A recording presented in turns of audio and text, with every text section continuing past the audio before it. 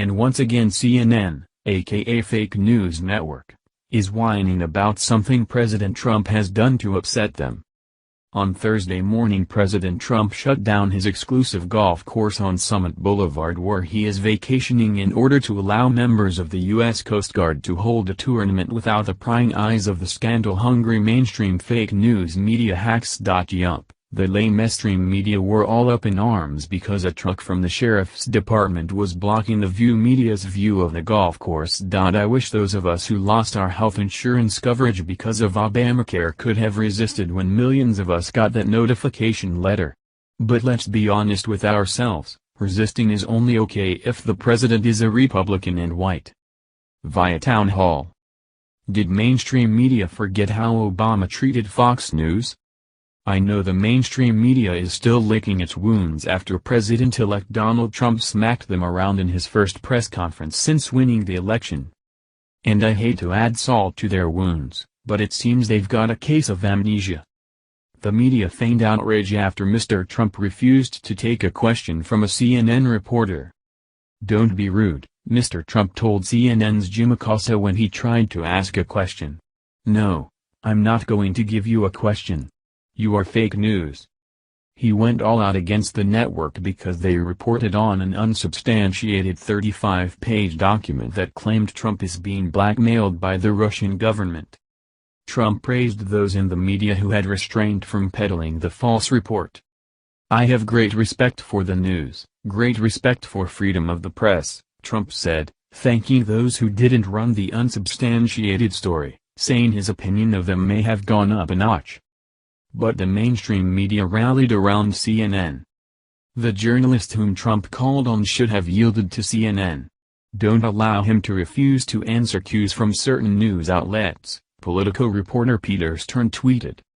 Acosta whined that incoming press secretary Sean Spicer threatened to toss him out of the press conference after he repeatedly interrupted the president-elect demanding to get his question answered. I can't recall the mainstream media rallying around Fox News any time over the last 8 years when President Obama attacked them. In fact, let's review the times Obama blamed the number one name in news. October 2008. Then candidate Obama complained he would be polling higher if Fox didn't exist. This may work in soap operas and song lyrics, but that's not exactly the best start to a working relationship with the press. I am convinced that if there were no Fox News, I might be 2 or 3 points higher in the polls, Obama told liberal journalist Matt Bay of the New York Times Magazine. The way I'm portrayed 24/7 is as a freak. I am the latte-sipping, New York Times reading, Volvo driving, no-gun owning, effete, politically correct, arrogant liberal. Who wants somebody like that? October 2010. Obama admitted in a softball interview with Rolling Stone that he disagrees with Fox News. No shock there, but added he believes Fox has a destructive viewpoint. "I think Fox is part of that tradition. It is part of the tradition that has a very clear, undeniable point of view. It's a point of view that I disagree with. It's a point of view that I think is ultimately destructive for the long-term growth of a country that has a vibrant middle class and is competitive in the world. But as an economic enterprise, it's been wildly successful. And I suspect that if you ask Mr. Murdoch what his number one concern is, it's that Fox is very successful." December 2010. After the Democrats' midterm election shellacking, President Obama reportedly told labor leaders in a private meeting that Fox News was partly responsible for him losing white males who tune into the network to hear Obama is a Muslim 24/7.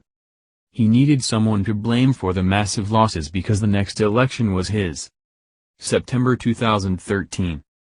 Obama went after Fox News on the campaign trail for his health care law. If you've talked to somebody who said, "Well, I don't know, I was watching Fox News and they said this is horrible," you can say, "You know what? Don't take my word for it. Go on the website." February 2014. During the pre-Super Bowl interview, President Obama suggested Fox News' Bill O'Reilly was being unfair for asking questions about Obamacare's shortcomings, the IRS scandal and Benghazi. Because, As Obama's longtime advisor Valerie Jarrett said in a recent CNN interview, the president prides himself on the fact that his administration hasn't had a scandal and he hasn't done something to embarrass himself. Yes, she really said that. October 2014. President Obama insisted Obamacare is working pretty well in the real world despite it being a fanged threat to freedom on Fox News in a speech at Northwestern University. Never mind the painful costs it's incurring now, and the fact that Democrats can't defend it to save Obama's legacy. September 2016. At a Clinton fundraiser in New York City, President Obama predicted a close election not because of Hillary's flaws, but because of Fox News and some blogs that are churning out a lot of misinformation. Which brings us to our final whopper from the president. November 2016. After Trump's successful win on Election Day, Obama blamed Fox News for Democrats losing elections because of Fox News in every bar and restaurant in big chunks of the country. Time and time again, Obama used the bully pulpit to blame Fox News for his losses, but the mainstream media didn't come alongside Fox. Trump was right to do what he did, given CNN's shameful act. CNN should commit to honest reporting, or get used to reporting from the doghouse.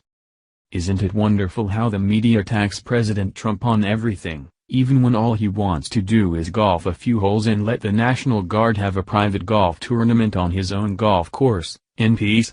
Meanwhile, when President Barack Hussein Obama was in office, the media were all very respectful and even sat on, and forgot about stories which would portray the administration in a negative light. But we all know this was because Barry was a liberal and half-black. It had absolutely nothing whatsoever to do with his ability, nor his character. The president is on vacation, leave him be.